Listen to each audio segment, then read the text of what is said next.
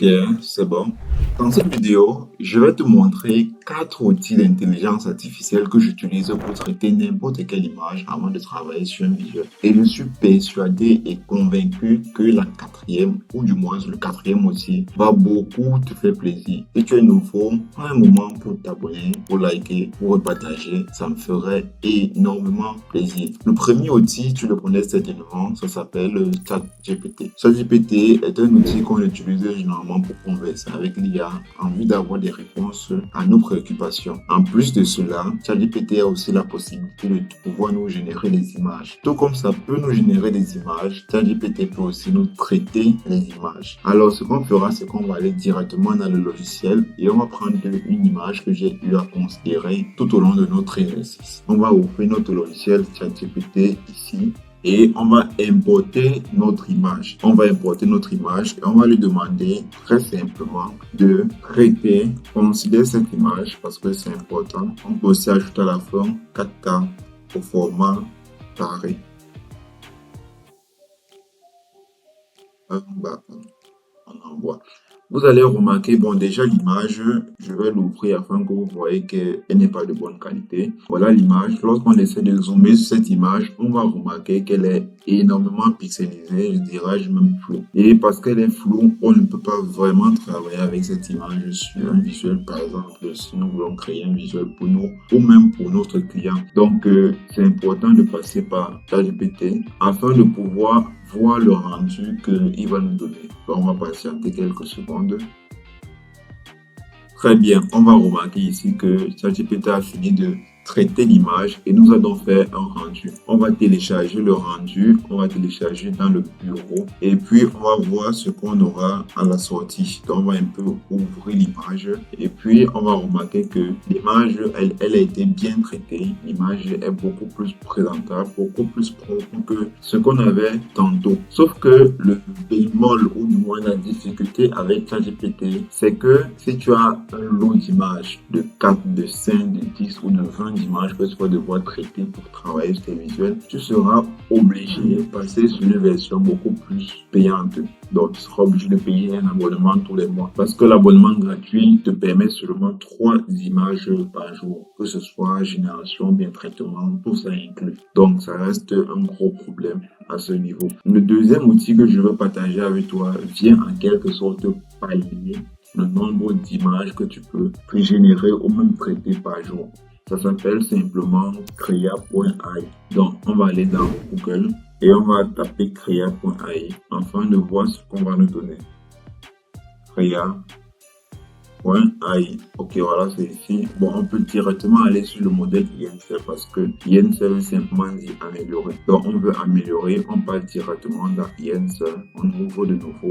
Et puis, donc, dans cette interface qui va s'afficher, vous devez vous rassurer que vous avez un compte qui a été créé. D'accord? Un compte qui a été créé. Lorsque vous êtes rassuré de ce volet-là, vous venez maintenant choisir le modèle que vous voulez utiliser et vous venez maintenant upload l'image que vous voulez traiter. Ici, on a des modèles qui sont payants. On a également des modèles qui sont gratuits. On va rester sur le premier modèle car il semblerait que c'est gratuit. Bon, on va découvrir ensemble. Mais on peut dire que c'est gratuit parce que les autres modèles que vous voyez là sont grisés. Ce qui veut dire que si on veut utiliser ces modèles, il faudrait payer également un abonnement tous les mois. Donc, on va rester sur Krea, INSER ou bien sur Upscale, ça dépendra. On viendra donc pour upload l'image. Donc, je vais voir si je peux directement upload à partir d'ici. Je vais voir si je peux directement upload à partir d'ici. Très bien. Donc, voilà notre image qu'on a upload directement dans Krea, INSER. À ce niveau, maintenant, ce qu'on va faire, c'est qu'on va venir définir les paramètres de rendu qu'on veut avoir en sortie. On a ici le poids, on a ici la résolution,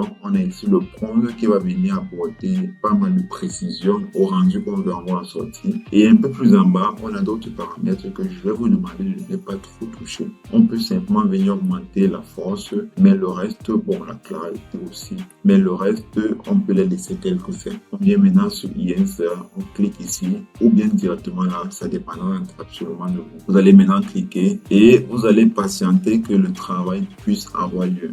On va venir fermer ce volet. On va patienter que le traitement puisse avoir lieu.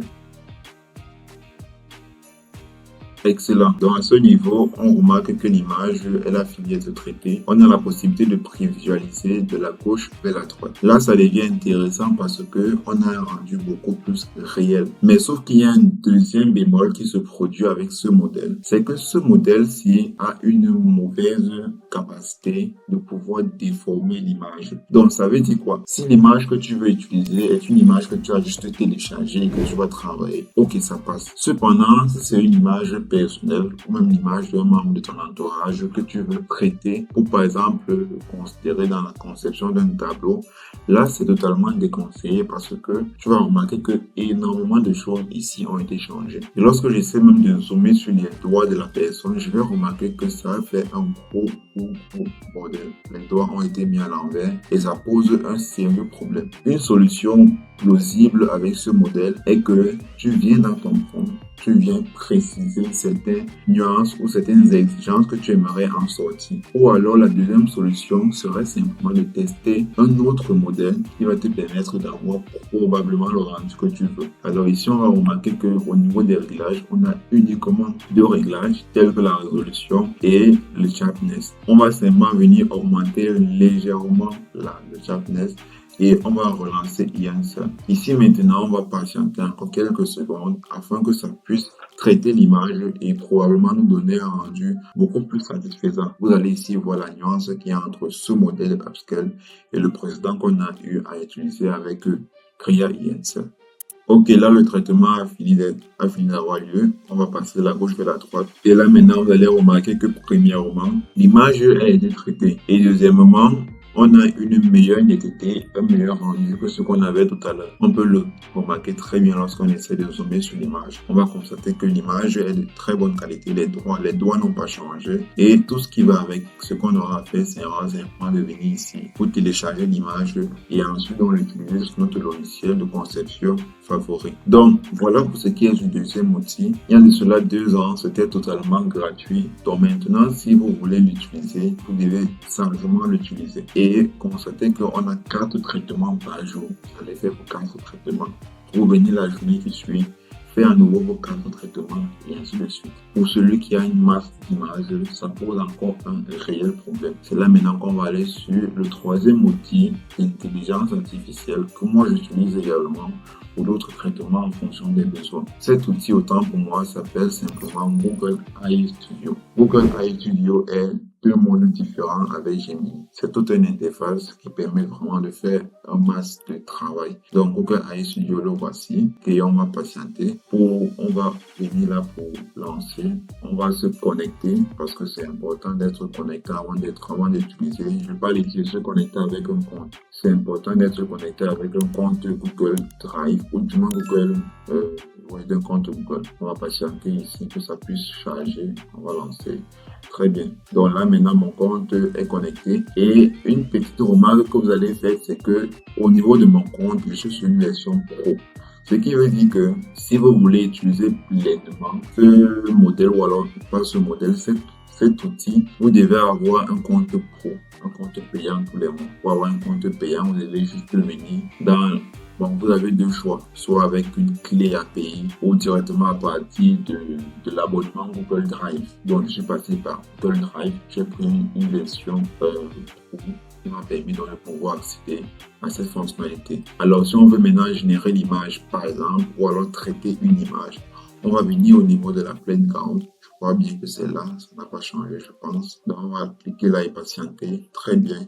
Ici, maintenant, on va venir switcher au niveau de modèle. Dans modèle, on va venir dans Image Generation. Dans Image Generation, vous allez voir qu'on a 2 modèles payants et un modèle gratuit. Donc, si vous êtes sur une version gratuite, vous pouvez rester sur ce modèle-ci. Moi, je suis sur une version payante. Ça me permet donc de pouvoir accéder à ces 2 modèles. Le gros avantage lorsque vous êtes sur une version payante, c'est que vous avez une génération ou un traitement illimité au cours du mois. Vous pouvez générer ou traiter autant d'images que vous le voudrez. Autant que ça passe avec les images également, cet outil permet aussi de pouvoir travailler sur la génération vidéo, sur le code et sur plein d'autres éléments que vous allez découvrir ici. Pour notre cas, nous allons rester sur la génération d'images. Dans la génération d'images, je vais supposer que vous êtes sur une version gratuite. Donc, je vais aller sur ce modèle de Nano Banana. Et donc, du coup, je vais importer de nouveau l'image que nous sommes en train de travailler depuis le début. Tout comme on a eu à faire avec ChatGPT, on va simplement venir copier notre prompt et on va venir ici, on va coller le prompt. On va lancer le traitement et patienter donc la puisse avoir lieu jusqu'à la fin. Ok, l'image elle a été traitée, on va venir cliquer là, on va zoomer pour voir ce qui a été fait, on va télécharger l'image, on va venir regarder ça dans notre dossier pour voir si elle a été traitée. Malheureusement, on constate que en version gratuite, le traitement c'est vraiment... On va reprendre l'exercice maintenant avec un compte, avec le modèle Pro. Donc on va venir dans Nano Banana 2 ou bien Pro, ça dépend. On va importer de nouveau l'image et on va importer également le prompt. On va lancer dans patiente. On peut venir au niveau des résolutions, choisir la résolution qu'on veut en sortir, le ratio qu'on veut en sortir, et bref, ce sont les détails. On peut maintenant lancer et puis voir le rendu qu'il va nous donner. Donc on dit Fire Play Apply, c'est bon. On va patienter et voir ce que ça va nous donner en sortie. Ok, l'image elle a été on va zoomer, on va voir un peu ce que ça va nous donner. On peut remarquer qu'il y a une très grosse différence entre la version gratuite et la version Pro. Donc, je vais télécharger, j'ouvre de nouveau et vous allez remarquer que les détails sont beaucoup plus prononcés, sont beaucoup bien ressortis autant pour moi. Et ça vous permet en fait de voir ce qui se passe lorsqu'on passe une version Pro. Vous allez remarquer que le rendu avec Nano Banana Pro est totalement différent avec tous les autres outils qu'on a utilisés précédemment, que ce soit ChatGPT, Krea, INC. Le rendu est beaucoup plus impeccable.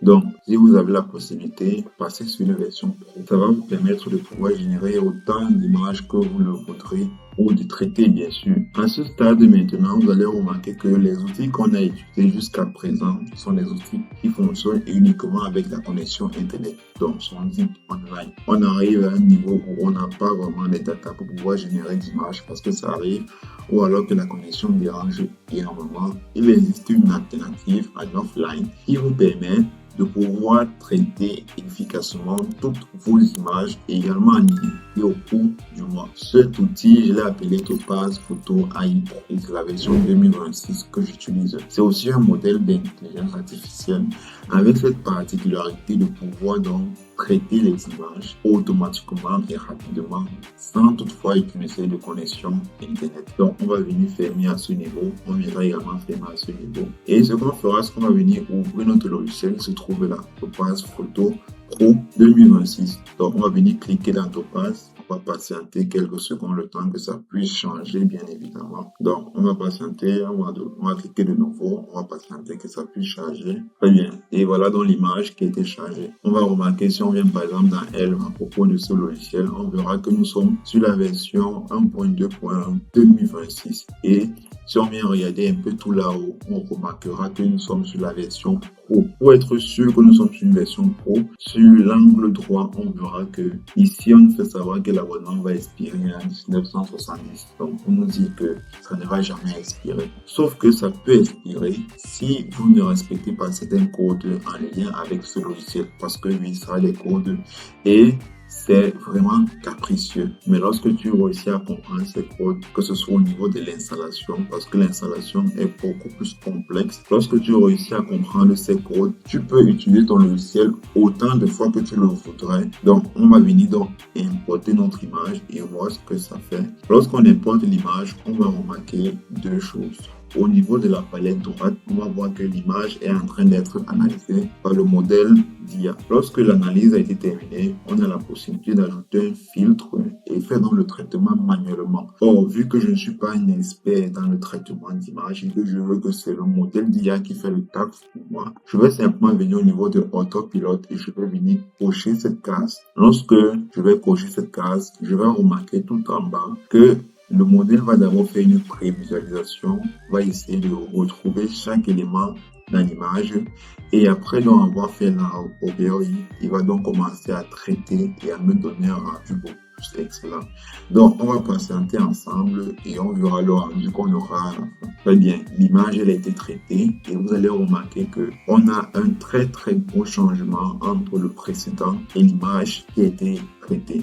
Donc, je vais simplement venir coulisser de la droite vers la gauche. Si je coulisse de la droite vers la gauche, vous allez remarquer, je ne sais pas si c'est le cas, mais chez moi, l'image est extrêmement nette, extrêmement propre, avec une résolution de ouf. Je peux prendre cette image, je l'importe dans Photoshop et je continue mon travail. Vous allez vraiment remarquer qu'il y a un très très beau changement. Et pour la petite histoire, c'est l'un des outils que j'utilise au grand max lorsque je veux traiter toutes les images avant de travailler sur une conception diverse. D'ailleurs, j'ai fait cette vidéo juste tout là-haut qui montre quelques applications précédentes que j'ai eu à faire en utilisant ce modèle. Donc, tu vas voir le lien apparaître, ou alors une capture d'écran apparaître soit là ou soit là, ou le lien, ça dépendra de ce que YouTube aura décidé. Et puis donc, tu pourras aller regarder ces vidéos pour voir réalité mon processus que j'utilise pour pouvoir donc travailler n'importe quel visuel en passant par ce modèle ou du moins en passant par cet outil. J'ai laissé le lien directement dans la description. Si tu aimerais accéder à ce logiciel, tu vas simplement cliquer sur le lien dans la description pour pouvoir télécharger